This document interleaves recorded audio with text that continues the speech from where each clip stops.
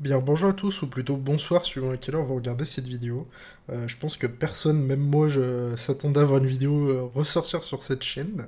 Mais il y a tout un contexte que je vais vous donner qui vont justifier cette vidéo et les vidéos qui vont suivre. Parce qu'il y a quand même pas mal de choses à dire, à vous expliquer sur qu'est-ce qui s'est passé depuis tout ce temps.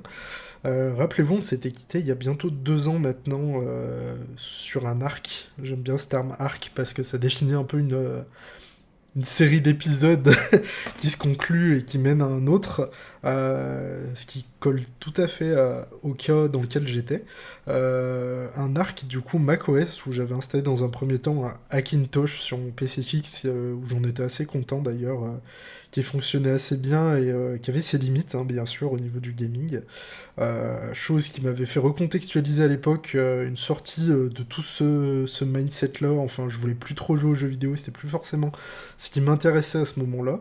Du coup, j'avais acheté un MacBook avec un M1 Pro à l'époque, qui je crois était la dernière, il n'y avait pas le M2 encore, sur lequel j'étais assez content, hein, vraiment, qui remplissait son job à merveille, en tout cas, sur ce qu'on lui demandait de faire.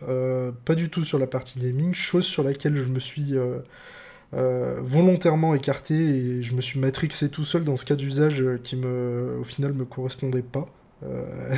Ça c'est entièrement de ma faute et je suis le seul à blâmer. Du coup, ce qui s'est passé, c'est que j'ai voulu rejouer à Final Fantasy XIV, à tout ça, donc forcément ça n'allait plus avec macOS, donc j'ai vendu ce MacBook sans trop perdre de sous, donc ça va. Dans cette histoire, au final, je m'en suis plutôt bien tiré. Pour acheter au final un PC fixe avec une configuration un petit peu particulière, chose que j'avais pas forcément dans ma tête à l'époque, à savoir que j'ai un processeur Intel Core i5, comme disent les Jones, euh, 13600 KF de mémoire. Je crois que c'était le meilleur i5 à l'époque de la 13e gêne, en tout cas euh, dans la partie PC, PC fixe. Et pourquoi j'étais pas parti sur un i7 ou un i9? Parce que j'avais pas forcément besoin d'autant de cœur et d'autant de puissance, vu que je comptais pas compiler dessus, je comptais juste jouer à Windows, enfin, à jouer à Final Fantasy XIV sur Windows, c'est un peu plus français. Sur Windows 11, du coup, j'avais pas forcément besoin de trade comme j'avais besoin à l'époque avec le Ryzen 9 que j'avais acheté pour compiler. Chose qui a quand même bien changé depuis, mais qui fera l'objet de la suite de mes propos. Du coup, il est resté sous Windows un sacré bout de temps, ce PC, en sachant que sur la partie GPU, enfin, j'étais resté sur AMD, j'ai une 7900 XT, du coup, qui est toujours au top, hein. Enfin, j'en suis toujours très content. Niveau performance, ça n'a rien à voir avec ce que j'avais avant avec la 5700 XT. C'est le jour et la nuit. Pourquoi j'étais pas parti sur Nvidia, je sais pas, parce que dans ma tête, je me disais si un jour je veux retester Linux ou quoi, bah je préfère AMD. Enfin, c'est un cas purement personnel et je ne remets pas en cause le support de Nvidia sous Linux ou quoi, chose qui a quand même bien changé depuis. Mais c'était purement personnel, je me suis dit, si un jour je veux revenir sous Linux, je préfère avoir une AMD qu'une Nvidia, c'est quand même moins galère. Donc j'étais parti là-dessus, et ce PC est resté très longtemps sous Windows 11, mais j'avais quelques soucis, notamment au niveau de Windows Update, où il y avait des DLL qui disparaissaient, Spotify du coup, qui marchait plus, parce qu'il disait il manque tel DLL machin, alors que j'avais juste fait une Windows Update, des blue screen aussi, et le fameux crash que j'avais toujours à l'époque sur ma 5700 XT, sur Final Fantasy XIV en mode de jeu frontline, qui est une sorte de mode de jeu PVP dans Final Fantasy XIV, où bah, littéralement le jeu crashait et tout s'éteignait, quoi. Chose que j'avais aussi à l'époque sur mon ancien PC fixe avec l'ancienne configuration. Du coup, le bug, je l'ai remonté à AMD. Je sais pas ce qu'ils en feront, hein, mais est-ce qu'ils le corrigeront un jour ou pas, je sais pas. Mais en tout cas, je pense qu'au vu du changement de mon matériel, tout ça, c'est clairement un bug du driver, hein, parce que au vu des erreurs que j'avais notées de mon côté, c'était plus un problème logiciel que matériel, hein, clairement. Donc je leur ai remonté ça et ça m'avait bien saoulé. Enfin, ça me saoule d'ailleurs toujours parce que moi à la base je voulais juste jouer sans qu'il y ait de soucis. Chose que je ne pouvais pas faire sous Windows, malheureusement. Ce qui aurait été quand même plus simple. Mais j'ai gardé aussi un œil un petit peu sur ce qui se passait sous Linux, parce que j'avais toujours mon PC portable que j'avais avant qui était sous Gentoo, qui ne l'est plus, qui est repassé sous Windows depuis. Mais j'avais gardé ça un moment juste pour regarder, mais au final il a fini dans un placard le truc. Mais j'avais quand même un œil sur les nouveautés, ce qui se passait, mais plus dans un contexte professionnel, plus que personnel, donc ça avait un petit peu changé là-dessus aussi, donc j'étais plus forcément à jour sur tout ce qui se passait depuis. Mais je me suis rematrixé tout seul sur Linux, parce que je me suis dit, quitte à vouloir jouer, autant trouver un truc qui marche tout le temps, quoi, en fait. Parce que ça me saoulait de rester sous Windows et que le jeu plante à un moment où j'avais pas envie, enfin je voulais juste jouer, quoi, avoir un truc stable. Chose qui n'était jamais arrivée sous Linux, donc ça m'avait rappelé que ce truc-là existait. Donc je me suis rematrixé un petit peu tout seul sur Linux pour essayer de trouver une distribution à mettre sur ce PC. Donc je me suis réintéressé à ce qui se passait, j'ai regardé des vidéos de VinceFF et de Adrien D. J'ai rejoint le Discord GLF aussi avant-hier, je crois, en Soum Soum, pour essayer de regarder quand même ce qui se passait, ce que les gens disaient, quels sont les systèmes qui sont un petit peu tendance en ce moment, tout ça. J'ai réépluché aussi DistroWatch pour voir des choses que j'avais peut-être manquées. Sachant que du coup, ça m'a permis de sortir une distribution que j'avais jamais entendu parler avant, mais que peut-être certains de mon public de cette chaîne connaissent, parce que c'était un petit peu forcément le mindset que j'avais à l'époque, qui est Catchy OS. Je sais pas si ça vous parle, c'est une arche un petit peu avec comment on dit, des optimisations un petit peu à la mode O3, les choses comme ça, LTO, avec GCC, des paquets un petit peu plus optimisés. Donc je sais pas si certains d'entre vous connaissent, mais en tout cas j'ai testé vite fait et le style j'aime pas du tout, le style graphique qu'ils ont donné à leur DE, donc moi je vous laisse bien ça, mais c'est pas pour moi. J'ai retesté Fedora aussi, du coup, c'est un peu la première distribution que j'ai testée, parce que de mes souvenirs ça avait toujours bien marché sur mes PC. Sauf que du coup j'ai eu un problème avec le launcher de Final Fantasy XIV qui est en Flatpak maintenant, enfin qui est recommandé d'être utilisé en Flatpak en tout cas, donc peu importe où je l'ai testé, c'était en Flatpak, où en fait on se connecte, on clique sur login et il est censé nous télécharger les fichiers du jeu. Sauf que moi j'avais une erreur réseau et il disait que fallait tester peut-être en mettant un VPN au Japon ou des choses comme ça. Je me suis dit oulala, c'est quoi ce bazar? Du coup j'ai installé Flatsil pour essayer de trouver si c'était pas un problème de permission sur le Flatpak, vu que c'est sandboxé, qu'il avait pas accès à peut-être une partie du réseau, je sais pas. Donc j'ai testé et ça n'a pas solutionné le problème. Donc je me suis dit allez next, on va tester autre chose. J'ai testé Arch, du coup en GNOME aussi, où j'avais ce problème. Donc je me suis dit bon super, c'est le truc qui est pété, même sous Linux ça va être galère. En sachant que tout ça du coup c'est produit max vendredi, on est dimanche, le jour où je tourne cette vidéo, ça s'est produit quasi tous les 2-3 jours avant cette vidéo, hein. Vraiment c'est le moment où je me suis intéressé à remettre un système en place sur ce PC là. Vu qu'on avait un week-end de 3 jours, je me suis dit ça peut être le moment de se replonger là-dessus, passer du temps pour essayer d'avoir un truc aux petits oignons. Et du coup, j'ai installé Arch Gnome où j'avais ce problème de Flatpak également, en sachant que la version AUR ne fonctionne pas aussi. Elle a le même problème. Parce qu'il y a une version AUR aussi du launcher de Xiv Launcher, comme ils disent. Enfin, je sais pas trop comment ça se prononce.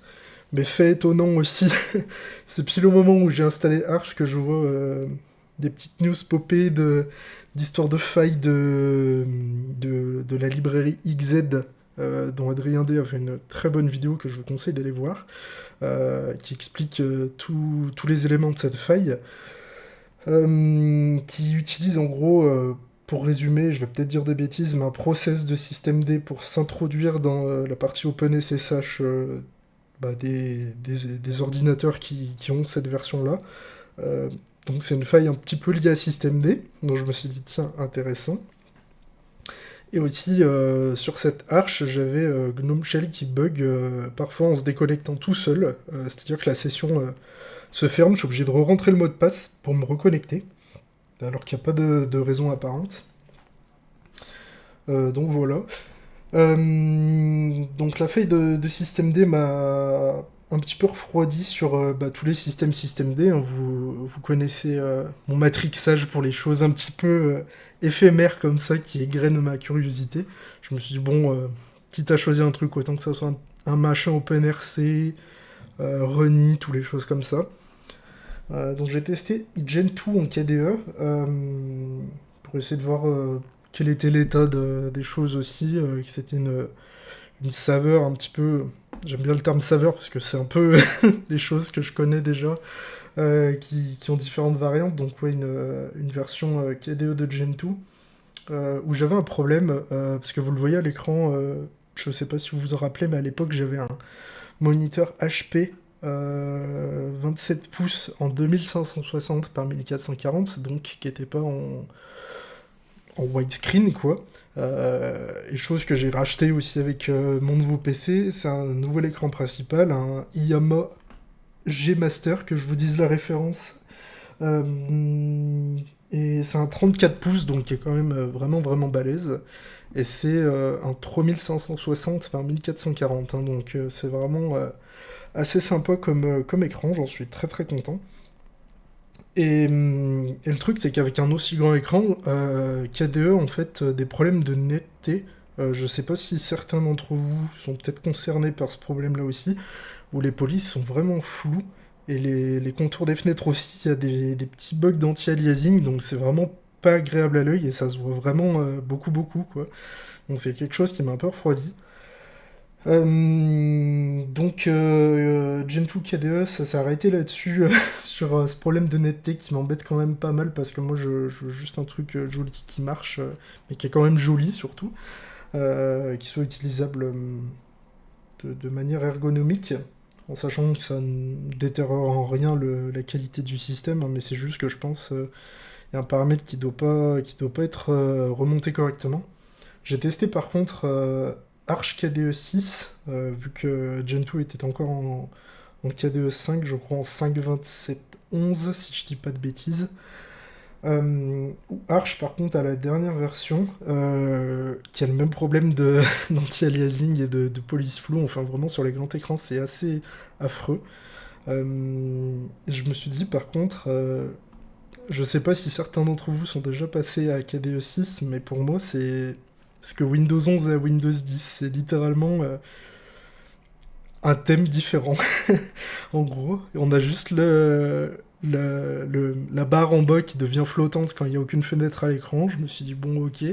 Qt6, après, ça peut justifier un saut de version, mais faire autant de bruit, Enfin, une version majeure juste pour ça, pour moi, c'est purement personnel, hein, ce que je vous dis, mais pour moi, pourquoi avoir fait ça? Ça aurait juste pu être une 5.30 ou une 5.40, je sais pas. Donc voilà, en sachant que ArchKDE aussi avait le problème de VPN, enfin d'histoire de VPN avec le launcher de FF14, donc FF14 injouable dessus. Et par contre, ce que j'ai fait, c'est que je me suis dit, le seul problème en gros, c'est soit le DE, soit... enfin, en Gen 2 en tout cas, Final Fantasy XIV marchait sous la version KDE. Il y avait juste le problème de police qui était flou, donc je me suis dit en fait pourquoi pas faire une Gen 2 Gnome. Et au final, si je vous montre le NeoFetch qui est juste là, c'est ce que j'ai, ce qui tourne actuellement sur mon PC, ce qui marche le mieux actuellement. Dans mon contexte à moi, dans mon cas d'usage à moi, il y a rien d'autre qui marche pour l'instant, de ce que j'ai testé en tout cas, et qui me convient. Donc on n'est pas encore sur Gnome 46, on a une sorte de mix un petit peu bâtard, propre à Gen 2 qu'on avait toujours à l'époque, où ils prennent des composants de Gnome Shell, de Gnome... enfin le méta paquet est toujours en version 44, mais on a des parties qui sont quand même en 45, enfin c'est un petit peu mixé, ce qui est quand même totalement utilisable et totalement beau. J'ai installé d'ailleurs le nouveau terminal de GNOME qui s'appelle GNOME Console et plus GNOME Terminal. GNOME Terminal, je l'ai même désinstallé pour laisser la place à celui-là qui est en GTK4, qui est quand même beaucoup plus joli. Donc voilà, j'ai changé aussi la police du terminal en Cascadia. Vous avez l'habitude, c'est ma police phare qui vient du terminal de Windows 11. Et aussi, j'ai le thème Papyrus, je crois, pour les icônes. Si je me rappelle bien, c'est ça. J'ai installé quelques Flatpak, vous avez Blanket notamment qui est là, Discord vient des dépôts, Spotify est un Flatpak, et le launcher de Final Fantasy XIV est un Flatpak aussi, OBS est un Flatpak aussi, avec le support de Pipewire et Wayland, que j'ai dû modifier quand même parce que ça ne fonctionnait pas out of the box, mais c'est pas bien grave.